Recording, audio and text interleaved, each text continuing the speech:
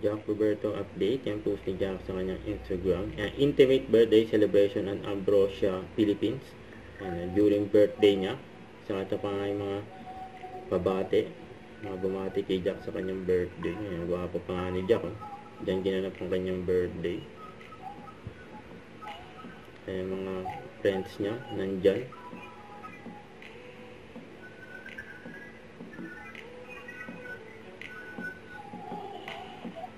May mga business partner niya nandyan din. May mga Team Wheeltech nandyan din. May family and friends nandyan sa birthday ni Jack.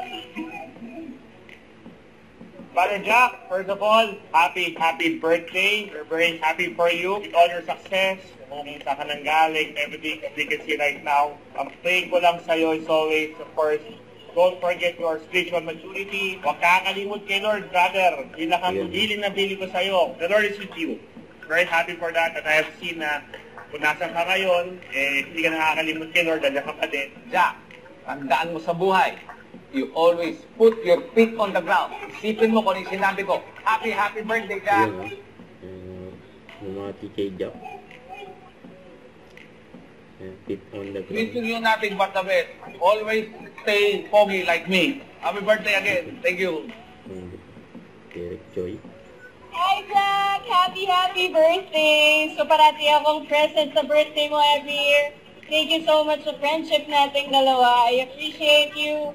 Sana marami pang blessings ang dumating sa'yo. And sana marami ka pang matulungan at na-inspire sa mga ginagawa mo. Happy birthday! Lea Pineda.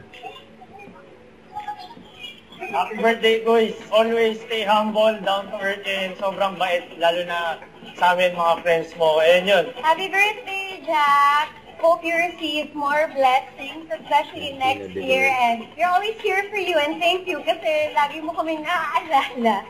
Happy birthday, Jack! Belated happy birthday kay Jack. Masaya ang birthday ni Jack. Happy birthday, Jack! Happy birthday, brother! Happy birthday, Jack! Again, brother, happy birthday. We're here for you. Happy birthday, kapalit! Yun, no? And Jack Roberto. Don't forget to subscribe, click the notification bell for more update. This is with Short Reaction Vlog. Stay tuned for more videos. See ya.